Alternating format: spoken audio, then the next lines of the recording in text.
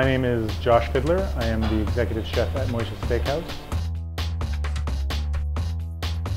The first thing is to get the right cut of beef. What we have here are the sirloin and the classic rib steak. Some of the things to look for when you're picking your steak is good fat content, because when you're cooking, the fat tends to melt and it helps tenderize the beef. So you look for marbling. Prime has a lot of marbling. Color is also really important. You want something that's lighter, rosier. Darker meat tends to be more stressed during the culling process. If you like a lot of fat, I would go with the rib steak. If you like something lean, pick a filet mignon or a sirloin itself. The number one difference between what you get in a restaurant and what you eat at home is probably the seasoning. Salt and pepper, bar none, the most basic ingredients to making things delicious. What I'm using is kosher salt. You want the steak to have a chance to absorb the salt. So I'm going to do it again with the sirloin. I've also got fresh cracked pepper. Not too much, because pepper tends to be very strong. Just what you like, no more, no less.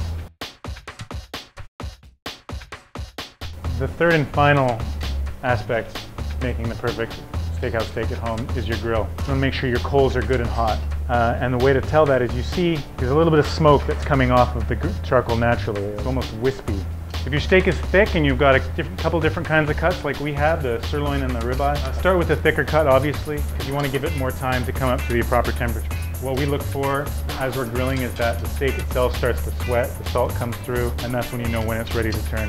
See that it's sort of starting to sweat a little bit more here, it's a little glossy. And on the back side we have that beautiful caramelization, a little bit of char which adds that flavor. General rule of thumb, and it really is a rule of thumb, is you take your fingers and you pinch them together. Near thumb is like a blue rare, and really you're just touching your fingers together. So by the time you're at your pinky, you're at your medium well done. The last aspect of making the perfect steak is that you want to give it time to rest. Because if you're going to cut a steak like you would a roast or anything to serve to your family or friends, when you go to slice it, it's going to be a beautiful, nice pink inside, and none of the juices are going to run out, and the juice is all the flavor. As soon as you cut it open while it's hot, the meat just squirts it out like a water balloon that you haven't tied properly, just comes flying out. And those, ladies and gentlemen, are perfect steakhouse steaks.